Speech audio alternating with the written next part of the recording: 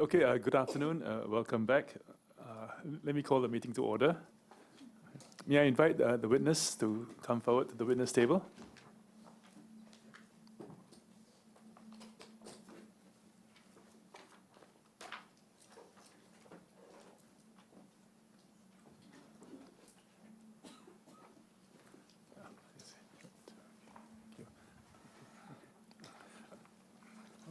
For the record, could you please state your name and the organization that you represent? My name is Dr. Michael Raska. I'm an assistant professor at the S. Rajaratnam School of International Studies at Nanyang Technological University. I'm also a program coordinator of something we call the Military Transformations Program. Thank you. I think the evidence you'll be giving today before the committee will be taken on oath. If you so desire, you can take an affirmation. The clerk, please administer the oath.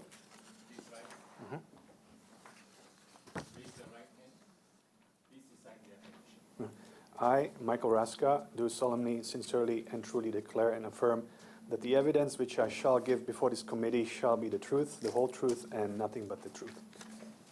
Thank you. Mr. Raska, please be seated. Welcome to the public hearing for the Select Committee on Deliberate Online Falsehoods. The focus of today's evidence gathering session is for us to put questions to you. You have taken a solemn obligation to answer your questions truthfully. And I now would like to call on Dr. Janil to lead the questioning. Thank you, Mr. Chairman. Good afternoon, Dr. Raska. I understand your research interests focus on East Asian security and defense, theoretical and policy-oriented aspects of military innovation, force modernization, trajectories, intelligence, information, cyber warfare. Thank you for your submission. If you don't mind, what I propose to do is to go through it in some detail, just so that we are all on the same page with respect to the positions that you have taken in your submissions, and then we maybe have some time for further questions and issues thereafter. So you begin, if I could go straight to page 3 of your submission, talking about cyber-enabled information conflicts. And you are taking the position that cyber instruments of warfare, including information operations, are waged during peacetime and wartime, simultaneously in domestic and external information spheres. So you see that there is not necessarily any separation between activities between wartime, peacetime, domestic, international spheres. This is all happening simultaneously in all 4 dimensions. Am I right to say that? That's correct. Okay. I believe, can I comment, Yes. just to clarify? So I believe that East Asia, or including Singapore, is entering a new era of great power competition. And while competition doesn't necessarily mean conflict, many states try to leverage new types of advanced military technologies, including cyber and information warfare, to achieve their political and strategic interest short of war. And actually, you talk about it not just for political and political aims, but the phrase you use is political, economic, military, technological, media, and ideological struggles for influence. That's correct. That challenge traditional security conceptions. That's correct. So a very broad range of aims. You can think about it in the context of changing character of conflict. In a way, how emerging technologies change the pace, direction, and character of conflicts. How do we envision future type of conflicts in the region? That was my primary motivation writing this paper, try to bring to the committee the very nature of the changes and the strategic competition that is happening and emerging. Okay. If I could take you to the section where you start to talk about strategic ambiguity. Page 3, paragraph 1, you talk about strategic ambiguity involved in cyber-related information operations. You discussed this in an RSIS commentary you wrote, Cyber-Enabled Hybrid Conflicts on East Asia, 17th of August 2015. And in this, you make 4 key points. I think they're putting up the article on the screen.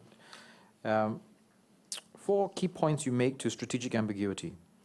First, it allows a party to neither confirm nor deny the use of force vis-a-vis existing or potential adversaries and their selective proxy targets.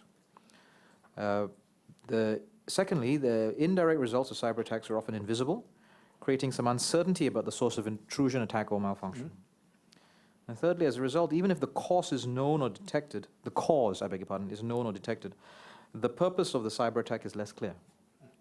This means that cyber attacks can be used as a response to a limited act of aggression, as it carries a lesser risk of escalation than a physical retaliation.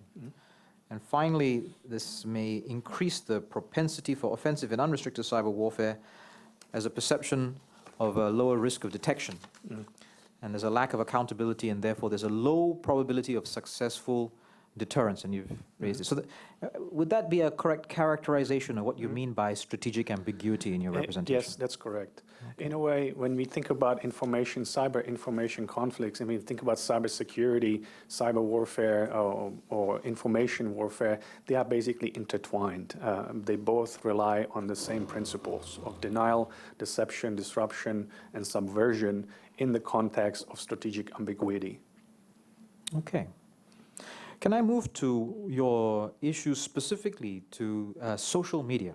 So you described all this in the larger context of the information war in the context of warfare and conflict, but there are some specific comments that you make about social media as a subset of this. So in your submission, page 3, paras 2 to 4, you talk about how social media campaigns in conflict, the use of social media campaigns in conflict, is becoming as important as winning the military campaign. You see these as intertwined. Because this provides new tools to seed ideas, deliver tailored information campaigns, and influence events or environments in real time. And you've discussed the use of social media and cyber conflicts in a further RSIS commentary you wrote called Cyber-Enabled Hybrid Conflicts on East Asia. Again, the same article that we talked about previously. And you suggest that this is being used to exploit existing tensions or identifying new fracture points within target groups. So two different but related strategies. One is to exploit the existing fault lines, but the other is to create or identify new ones. Is your suggestion that they create new fault lines, or they identify unrecognized ones? Well, it's a dynamic process. It's a continuously evolving dynamic process, and different actors will use different strategies. So I would argue that identifying the key fracture points through the use of social media, whether those that pull groups together or whether those that pull groups apart, are part of these type of campaigns. But is it your contention that this type of strategy can create new fault lines, or are you saying that it will only uncover or leverage upon existing ones? I think it's a duality of both. It can certainly create new fault lines as well, amplifying tensions or amplifying issues that have not been previously thought as important, and that can be rapidly disseminated or diffused and become suddenly very, very important. Okay. So we have examples of fault lines that have existed, which have been amplified and leveraged upon, but you're also concerned that this type of strategy can create new ones? Yes. And other examples that are relevant perhaps to our context in Singapore that you can? Well, I cannot think about any specific example at this time, but I can refer to the committee later. Okay, but you're concerned that Yes. this becomes possible as a result of Yes. these? Okay. You've also talked about the process through which selective information is conveyed to select audiences to influence their emotions, motives, objective reasoning, and ultimately their behavior to favor friendly objectives. Your position is that this may be done to target a national will, a regional or group audiences to gain support and weaken the opposition to such a view.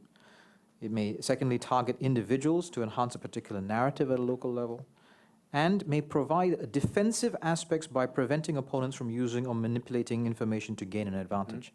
And I presume it is this last point which is central to your idea that this happens all the time, even in the absence of stated conflict in wartime. I think the key point, and to put it, this very complex phrase into into something more simple, to simplify it, is the strategic centers of gravity are changing. So previously, when we think about security and defense, we think about in context of territorial defense, deterrence, and sort of conventional means.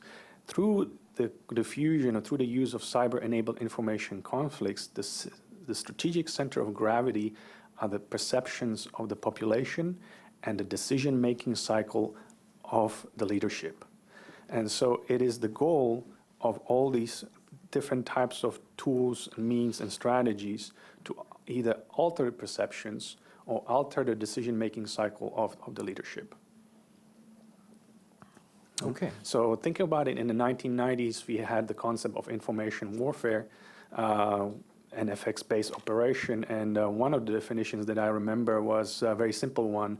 It's a conflict or war for information, with information, through information, all right? So where information becomes principally both as a target and as a weapon. But at the same time, you know, you have to think about it in the concept of the holistic type of concept. It's not only, you know, the cyber information type of means, but it's the interconnected nature between the different domains. So between physical, cyber, informational, media, all these domains are basically intertwined. And the point is the center of gravity is changing, and online behavior will have offline consequence and vice versa. Okay. Let me move towards the issue of the type of operations that we're talking about when we talk about cyberspace operations and information operations. I think the way that you put it was that the line between low-end and high-end cyberspace and information operations is frequently blended.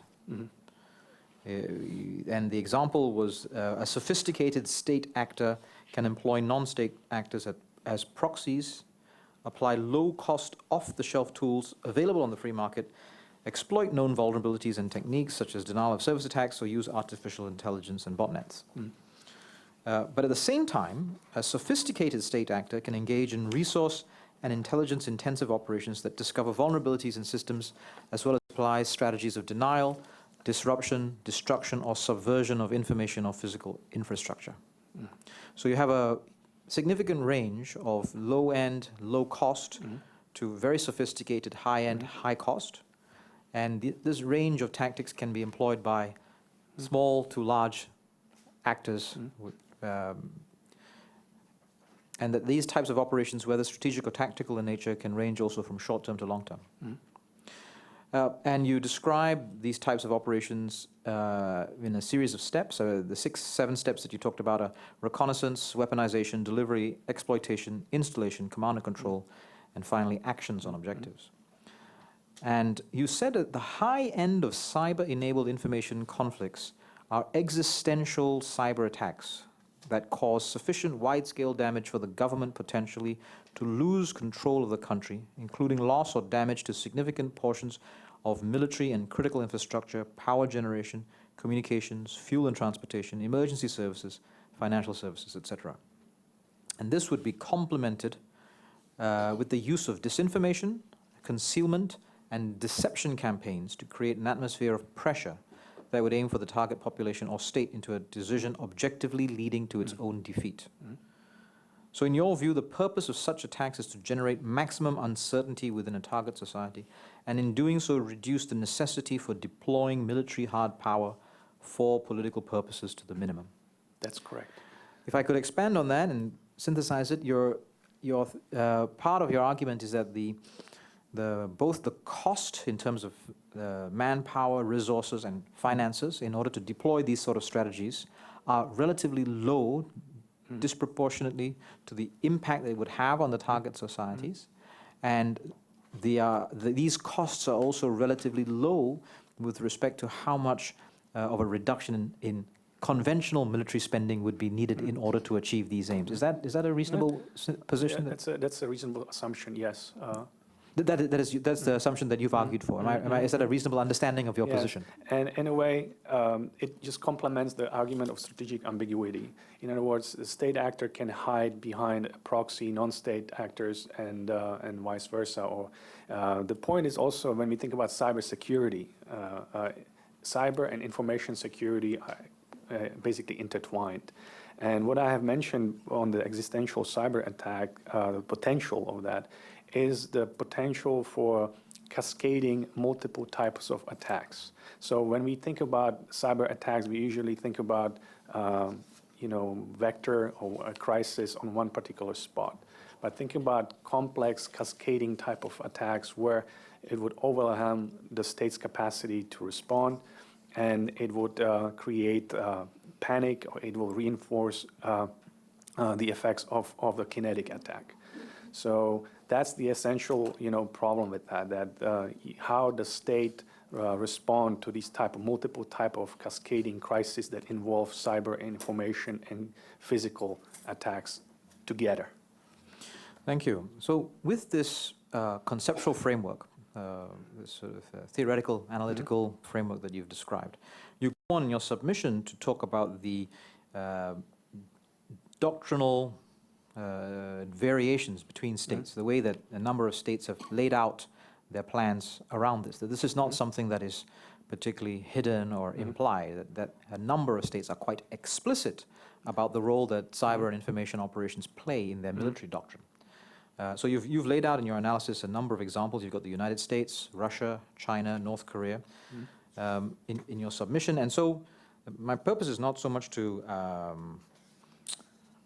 provide our views or our position on your analysis or your findings, but really just if we could go through them to make sure that we agree that this is what you mean in summary, as it were. I think the context why I mentioned these examples is a very interesting fact, is that countries respond to the same technological disruptions differently. So how do states conceptualize cyber information conflicts varies based on the historical trajectories, use of force, and strategic cultures. And it's very interesting to sort of compare these type of trajectories. So when we think about cyber information conflicts in the Chinese strategic context, Russian or American, they signify different things.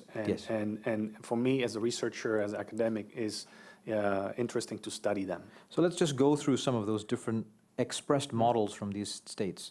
For the United States, you said that the U.S. military traditionally distinguishes between defensive, offensive, and intelligence operations, varying them at different levels during peacetime, crises, and wartime. But you said at the same time, the U.S. has applied a compartmentalized approach to kinetic and cognitive or psychological spheres of cyberspace operations and information operations. And that the U.S. military doctrine regarding cyberspace views cyberspace operations and information operations differently. Defensive cyberspace operations refers to internal defensive measures, response actions, countermeasures, whether passive or active, and I quote, to preserve the ability to utilize friendly cyberspace capabilities and protect data, networks, net-centric capabilities, and other designated systems. But on the other hand, they distinguish that against offensive cyberspace operations, which include actions to degrade, disrupt, or destroy access to, operation of, or availability of a target by a specified level for a specified time. And that these offensive operations can also be used, I quote, to control or change the adversary's information systems, and or networks in a manner that supports the commander's objectives. And that these are intended to project power by the application of force in and through cyberspace. Finally, cyber intelligence operations include intelligence, surveillance, and reconnaissance activities in cyberspace, I quote, conducted to gather intelligence that may be required to support future operations. And cyber intelligence operations activities synchronize and integrate the planning and operations of the cyberspace systems in direct support of current and future operations. So even though they are theoretically and expressed to be different, in your submission, you have noted that in practice, these dividing lines between intelligence versus cyber, offensive versus defensive missions are very often intertwined and potentially interoperable. Yes. Would you go so far as to say that for them to be effective, they need to be intertwined Yes. in the military doctrine that the U.S. expresses? Yeah, absolutely. When we think about cyber defense, we also talk about cyber offensive capabilities. In many ways, the changing character of and advancement of technology is predicated strategic adaptation and operational adaptation. And when we previously sort of in the United States previously separated these domains, inherently now they are much more intrinsically intertwined. If we could move to your analysis of the stated doctrine for China, page 8 in paragraph 2, you talk about the PLA, the People's Liberation Army, undergoing reforms in 2016 and expanding the scope of its core mission to include, I quote, protecting national security interests in space and cyberspace. And then page 9, paragraph 1, you observe that the PLA's strategic assessments of the form of war have changed to from integrated operations, precision strikes to subdue the enemy in 2004 to, and I quote, information dominance, precision strikes on strategic points, and joint operations to gain victory in 2015.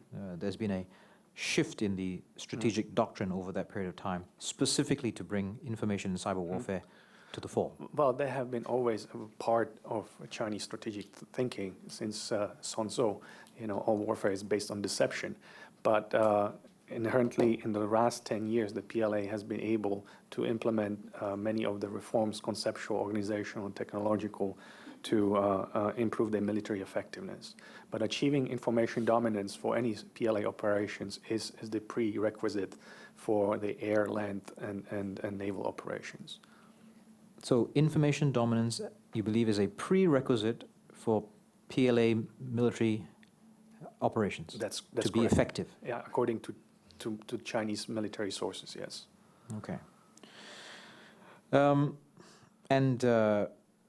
This is, you noted in page 9, para 2, that there's economic leverage and soft power diplomacy, and in addition to those, that China will exploit the concepts associated with strategic information operations to directly influence outcomes for strategic competition. And you've talked about the conceptual umbrella of the three warfares, of these three mutually reinforcing strategies: strategic psychological operations, overt and covert media manipulation, and legal warfare designed to manipulate strategies, defense policies, and perceptions of target audiences abroad. That these are three intertwined strategies. Yes. In your analysis, you've said that historically the primary target for China's information and political warfare is Taiwan. You've observed that in addition to broadcasting propaganda to Taiwan via radio, China's information operations attempted to exploit political, cultural, and social frictions inside Taiwan, undermining trust between varying political military authorities, delegitimizing Taiwan's international position, and gradually subverting Taiwan's public perceptions to reunite Taiwan on China's terms. That's correct. Separately, you've explained that in the past, the General Political Department, PLA's General Political Department, Liaison Department, supported civilian and business platforms working to promote Chinese culture abroad, and that this has been associated with military intelligence networks, identifying select foreign political business and military elites and organizations abroad relevant to China's interests or potential friendly contacts. They analyze the positions of these contacts towards China, their career trajectories, motivations, political orientations, factional affiliations, and competencies. And they use these resulting cognitive maps to guide the direction and character of tailored influence operations, including conversion, exploitation, or subversion. And that the General Political Department's Propaganda Department broadcasts sustained internal and external strategic perception management campaigns through mass media and cyberspace channels to promote specific themes favorable for China's image abroad. Right. So that there is a ongoing, coordinated strategic campaign to use information and cyber operations. I think the evidence, if you look at what was going on in debates in Australia, and New Zealand, and Canada, and also increasingly also in the United States, point to these indicators. Okay. I'm going to move to Russia. Not physically, obviously. I'm going to move to the Russian doctrinal variation. Page 10, para 2, you observe that in Russian strategic thought, a military cyber campaign has been viewed in a holistic information operation context. And I quote, waged simultaneously on the digital, technological, and on the cognitive, psychological fronts, skillfully merging military and non-military capability across nuclear, conventional, and subconventional domains. Right. And they are even quite explicit about the various forms of traditional warfare and kinetic warfare that are integrated with information warfare. And you've noted that the strategic community in Russia has been developing responses to what it perceives as a Western hybrid warfare directed against Russia. That's right. That the Russian information struggle identifies the main battle space as the mind of the enemy, and that influence operations are of strategic importance, including elaborate internal communications, deception operations, psychological operations, and well-defined external strategic communications in the cyber domain. And that all of this, you express the view, is to manipulate the adversary's perceptions, shape its decision-making processes and strategic choices, and minimizing the scale of kinetic force. Again, the interlinking between the information and the kinetic. And that there are therefore three aspects to the Russian informational struggle: holistic, unified, and permanent. The holistic aspect we've talked about, the cyber-technical and the cognitive psychological. The unified aspect synchronizes information operations with military and non-military actors and the means and other instruments of power. And the permanent aspect means that such operations are waged during peacetime and wartime simultaneously in domestic and external information spheres. And to build on the earlier point, you believe this to be because the Russians feel that they are similarly exposed to such influence from other actors and that they have to respond in kind. That's right. That's your analysis? In many ways, we have the Western strategic community has incorrectly attributed Russian of conducting hybrid warfare, but the Russian strategic community didn't have a word for hybrid conflicts, for the last 5 years. So the Russians believe they are being surrounded strategically, and the West is waging a hybrid warfare against them. So as a response to that particular threat, they are developing means and methods to counter these measures. Okay. The point is, I think, what you think about the Chinese and the Russian cyber information concepts and the military doctrines that varies, that is different from the Western. I think that is a key element, is they are holistic. In a way, they integrate the spectrum of means from electronic warfare, cyber, space, cyberspace, information into holistic type of a context. Whereas NATO or Western countries led by the United States seem to be in much more, these domains are much more separated. Think about the United States military or what NATO believes that cyberspace is a fifth domain of warfare. So we talk about air, land, sea, space, and cyberspace will be the fifth domain. Russians and Chinese, what is very interesting, they do not. They put everything into holistic perspective, and they use it, every means and method of each to reinforce the other, right? So if one mean and method may be weak, the other can offset the weaknesses of the others. So the holistic and permanent nature and unified effort is very much characterized, on both Russian and Chinese information warfare concepts, strategies, and even capabilities. And this has been articulated and crystallized in the new information security doctrine you mentioned on page 11, para 12, signed by President Vladimir Putin in December 2016. That this prepares for long-term confrontation in a hostile environment with the development of a defensive and offensive cyber capabilities. This is part of coming out of what you've just described. And that is another component where you have that is very interesting, that both countries believe that the cyberspace and information sphere are part of their virtual sovereignty. So when we think about nation states' traditional physical sovereignty, they believe that they have to also protect virtual sovereignty, virtual borders. So everything that happens online, they have the right to filter it, to to deny it, to basically protect the cyberspace from outside interference. That counters the Western European or American sort of conceptions where the internet and cyberspace should be open and should be free to all. If I could then focus then to the Asia Pacific and this idea of strategic competition. You note on page 11, paragraph 3, the underlying sources and drivers for cyber and information warfare capabilities deeply embedded in our regional and complex security dilemmas. And that you articulate these security dilemmas, including the struggle for dominance by the region's two major powers, China and Japan, the future of Taiwan, the Korean Peninsula, the intra-regional competition in territorial disputes in the East China Sea and South China Sea, and the contours of long-term regional strategic competition and rivalry between China, Russia, and the United States, as it pertains to the Asia Pacific. And that these large countries are in a long-term strategic competition to sustain or prolong the margin of their military technological superiority, or to create further strategic advantages through both military innovation as well as political influence. Yes, that's correct.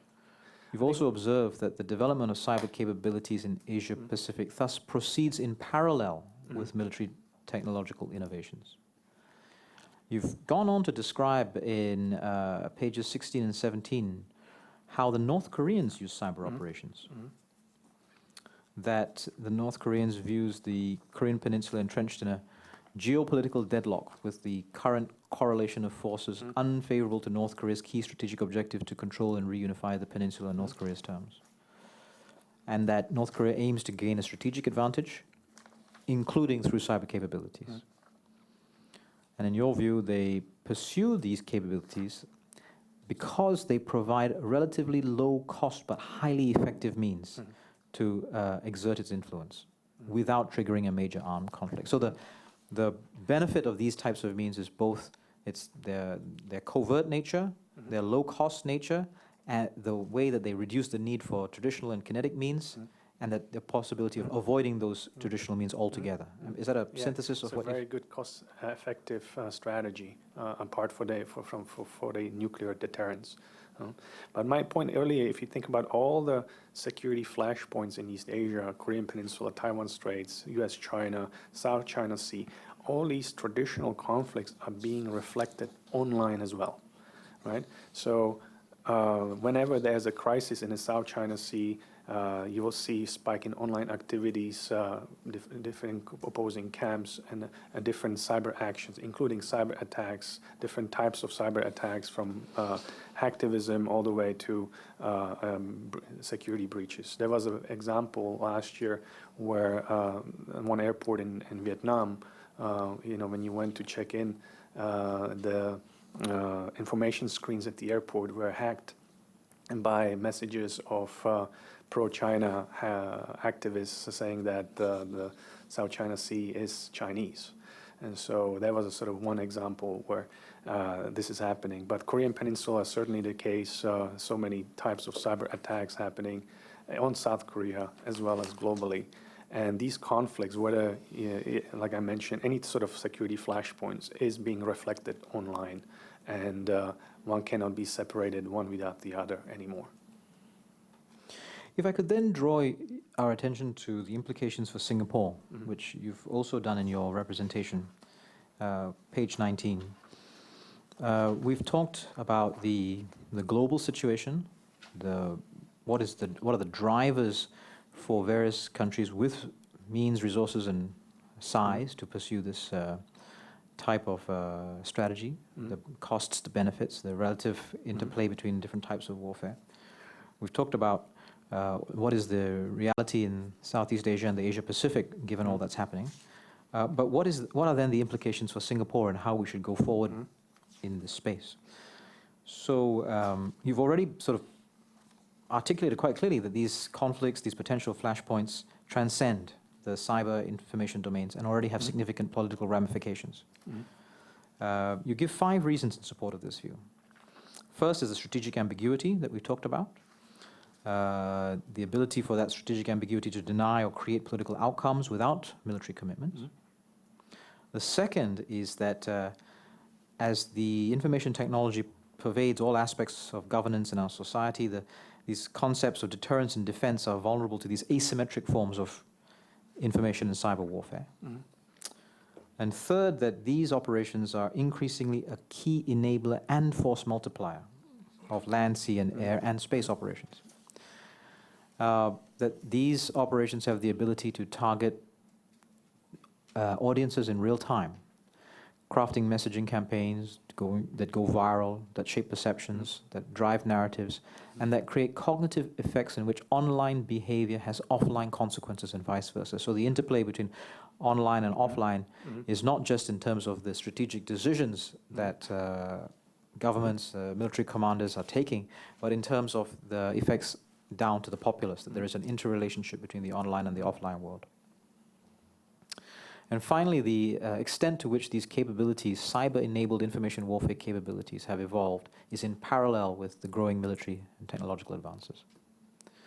So you've written a commentary about the implication on small states such as Singapore in an RSIS commentary titled Russia's Concept of Hybrid Wars Implications for Small States on the 14th of April 2015. And in this commentary, you've expressed the view that small states like Singapore may not be adequately prepared to deal with hybrid or non-linear operations against them. Now, this is because the permanency of conflict is a difficult environment to operate in on a daily basis. And even though we have in Singapore an abiding sense of vulnerability, given our small size and lack of strategic space, you believe that it might not be enough and that it is difficult for Singapore to remain constantly on guard. You want to expand upon these points with respect to its implications for what choices and decisions Singapore needs to make? I think at the core, at the heart of the issue really is that cyber and in regard to Singapore, is that the cyber and information threats really challenge Singapore's traditional security conceptions of defense and deterrence, and particularly deterrence. How do we deter these type of attacks? How does Singapore respond to that? How does Singapore manage this type of hybrid type of attacks in terms of when I talk about the multi-type cascading attacks? Of course, there has been a lot of work that Singapore has done in terms of the concept of total defense, psychological, social, all the different 5 pillars. But the key question is really whether Singapore can cope with multi-type spectrum of attacks that could happen.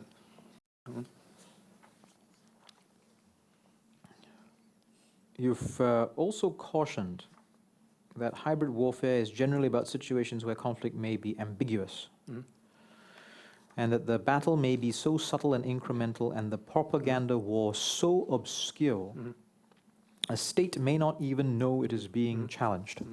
Yes, that would be at the highest level of information operations, where the state actor may purposely mix deception or misperception or any sort of messages in real stories and maintain consistent type of information type of campaign to gradually change perceptions. So these type of campaigns, because they happen during the peacetime as well as conflict and wartime, they are permanent, right? And it is one issue to identify fake news on the spot, but it is very difficult to spot manufactured or crafted stories that include messages that in the long run can change perceptions on a particular issue or create divisions or have some sort of political effect. And these are very, very subtle. And in many cases, I think that you will hear testimony from many of my friends from Europe who will testify on that. Is it your contention that this is happening now, that the potential benefit from the integration of cyber and information operations into traditional forms of warfare almost requires a state who is interested in doing this to engage in such actions at all times, at the time of peace, at the time of, in the absence of crisis and conflict? Yeah. The idea is for a state like Singapore, you have to negate, neutralize, and diminish the effects of these type of attacks in order to disrupt, degrade, and disable these disinformation campaigns. And that could be done, through different means. You'll hear different suggestions from public affairs, media, monitoring of the cyberspace, information dissemination, counterintelligence operations. But at the long run, it is really about generating awareness and creating and integrating and becoming sort of what I mentioned in the paper, focusing on becoming a cyber power.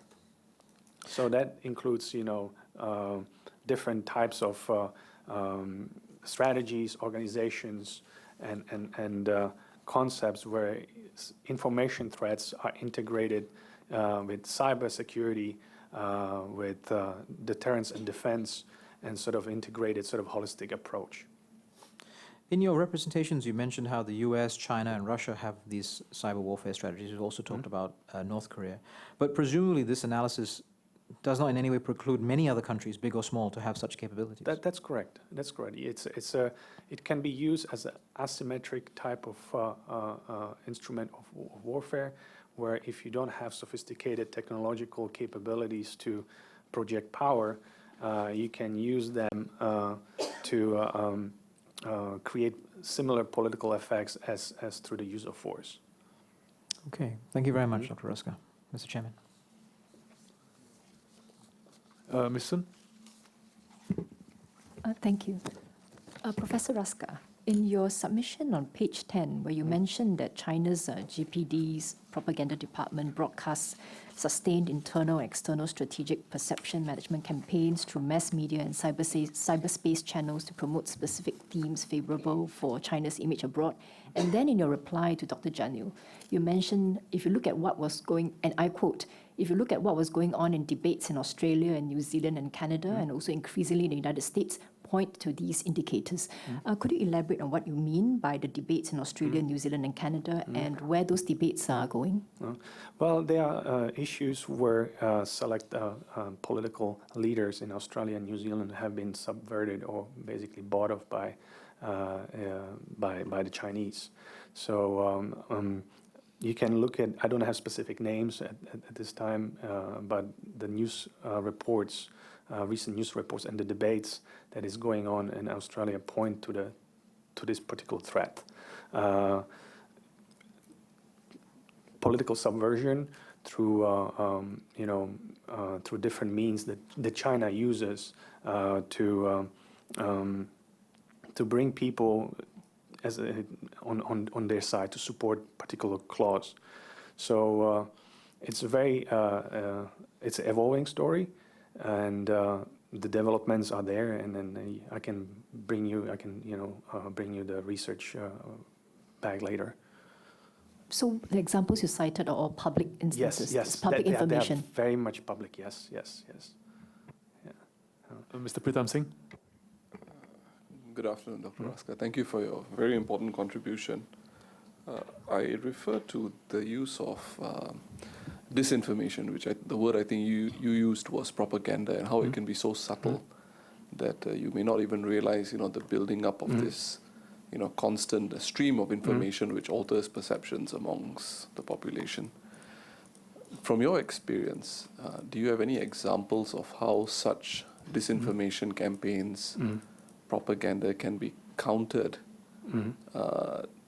Not so much in the traditional sense, but are there any modern techniques, even legislation, for example? I mean, what potential approaches could a state take to inoculate itself against such possibilities? I think if you're going to hear from my colleagues, Jakub Janda in Czech Republic, they have done excellent work in really identifying the different disinformation webs, really identifying the sources of the propaganda and pointing fingers to them and educating the public. These disinformation webs spread, misinformation and deception, and trying to bring it to the spotlight. You will hear from different, country experts in Germany or elsewhere. There are different types of methods to counter that. The problem, in many ways, is you cannot counter every piece of disinformation, right? You cannot have 10,000 people scouting the net in real time, and countering every piece of disinformation out there. So you have to prioritize which information really creates the most, greater effect, and which information, which news spreads rapidly, and why. And this is what, for example, Jakob's Center has been doing, really identifying the key sources of disinformation and pointing and educating the public about them. And also identifying the people behind these disinformation webs, trying to trace the money, where they are funded from, who supports them, and sort of try to map out the web, the interconnected web between the political space, media, and the disinformation sources in particular countries. Just a quick follow-up to that. I think the approaches that you suggest may be more appropriate for a state which is known to be constantly under a certain attack in the domains you mentioned, cyber information operations. But for in a more localized setting in Singapore, for example, I mean, the realities that surround, for example, as an example, Russia, it can be very different compared to some of the situations that Singapore has to deal with. Particularly since we have an open door policy, Yes. a more welcoming stance to all our neighbors, and we wish to do business with everyone. I think the threat for Singapore is both the state actor as well as the non-state actors. So at the non-state level, you will hear probably about the threat of extremist and violent organizations. They can use this to spread disinformation propaganda, to radicalize the local population. So you have the non-state sort of element. But remember, the non-state actors can be supported by the state actors, right? Yes. So in many ways, attribution factor is the essence of strategic ambiguity. So a state actor can very well sponsor a non-state actor to promote these type of messages. And this is what's happening in Europe in a way, where according to research by Jakub and Janis and others, where Russia may sponsor ultra-right-wing political parties in France, in Germany, and others, that spread certain type of narrative that divides the population, right? So that is the key, I think, in a way, also my bottom line, that Singapore cannot discard the state actors as well. And it doesn't have to be particularly, great power. It can be also state in the region that may rely on this type of methods and tools. Thank you. Ms. Chia? Thank you, Dr. Raska. It's been a very informative paper and session. I'm very intrigued by your reference to virtual sovereignty. And I'm wondering if you could share with us a little bit more about how countries protect themselves in this space of virtual sovereignty against disinformation. Thank you. That is part of the ongoing global debate in terms of how do we conceptualize the future of the internet. And really, on one hand, you have the camp, leading by Chinese and Russians and maybe others, who argue that really that virtual borders should be guarded as much as physical borders, right? So the Great Firewall of China is basically that. It filters information and censors certain sources of information in China and in Russia as well. Others argue that you cannot really block, you cannot really filter, you cannot really cut off the internet from outside. It will defeat the whole purpose of the internet. The stakeholders for internet are multiple. Right? You cannot just have as a government stakeholder to govern the internet space. And so there's this ongoing debate about this. US and China and Russia have been trying very hard to promote this change in the UN. And they have been trying to bring that to the attention of others.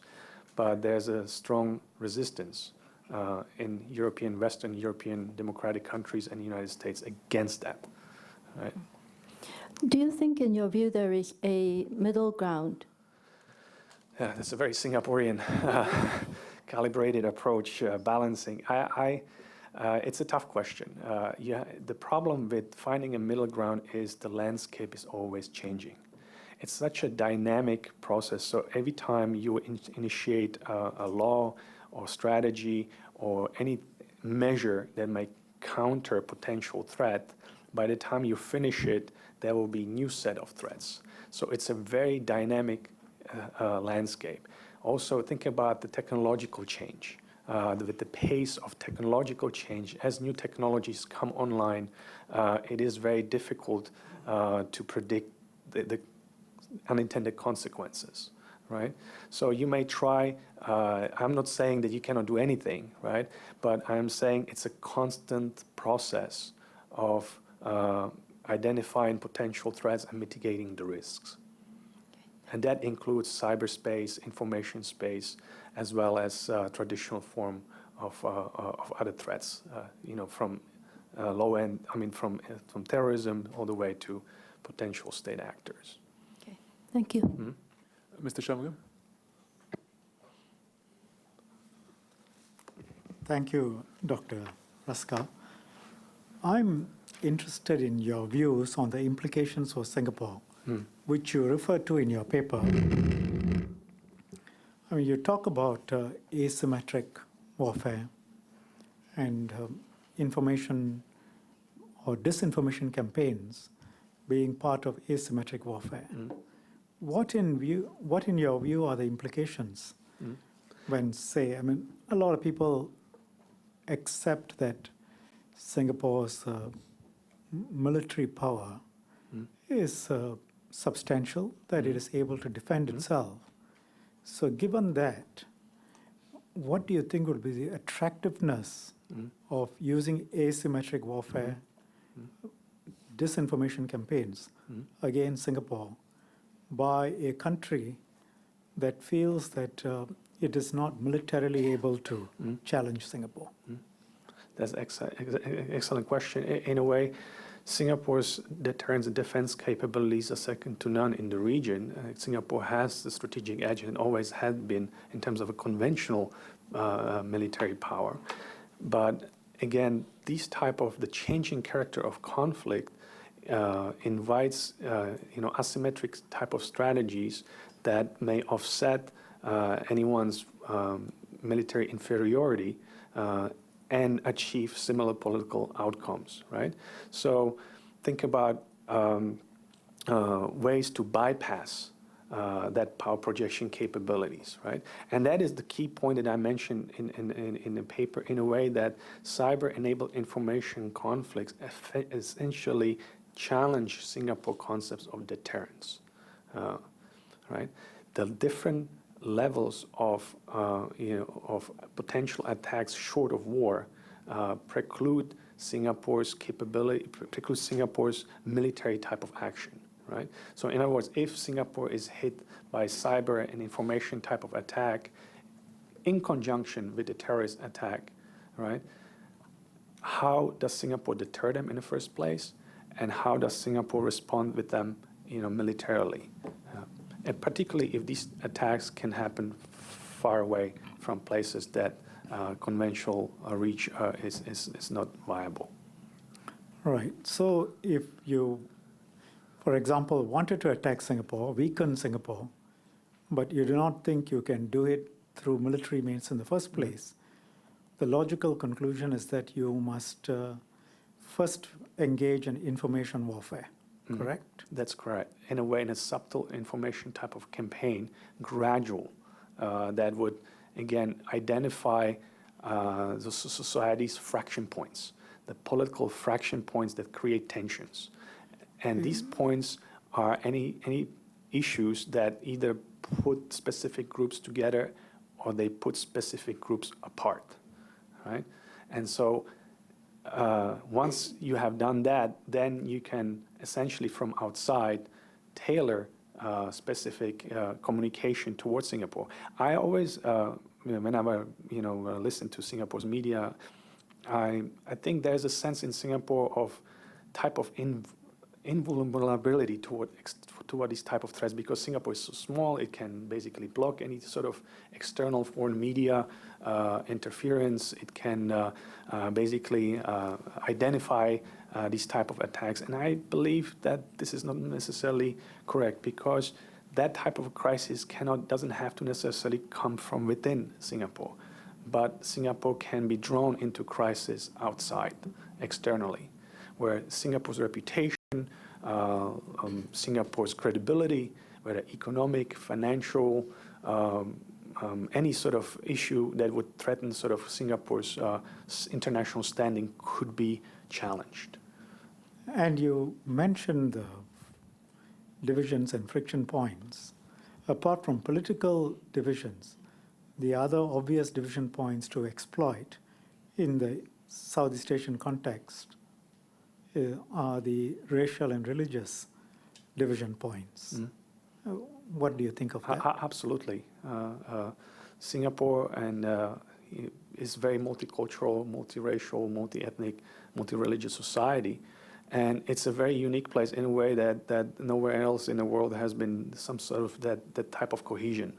And that type of cohesion is, of course, very fragile. And I'm not expert into religious issues, and you will have testimony from others.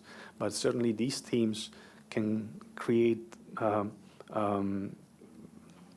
certain effects, and are very, very, very sensitive.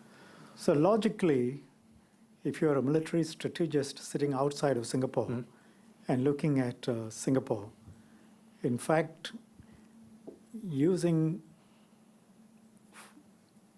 deliberate falsehoods, targeting at the divisions as a way of weakening Singapore and undermining Singapore's will to defend itself should in fact precede any other kind of action that one would take. That would be the assumption, yes. Thank you.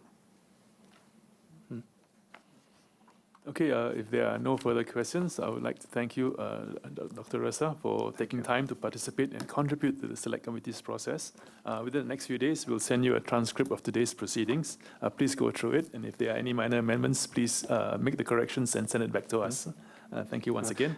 Sergeant at Arms, please accompany us. I would also like to thank you for taking it for the honor to be here and to share my views. Thank you very much.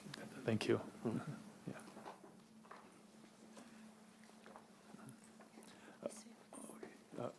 Okay, can we bring the next witnesses in, please?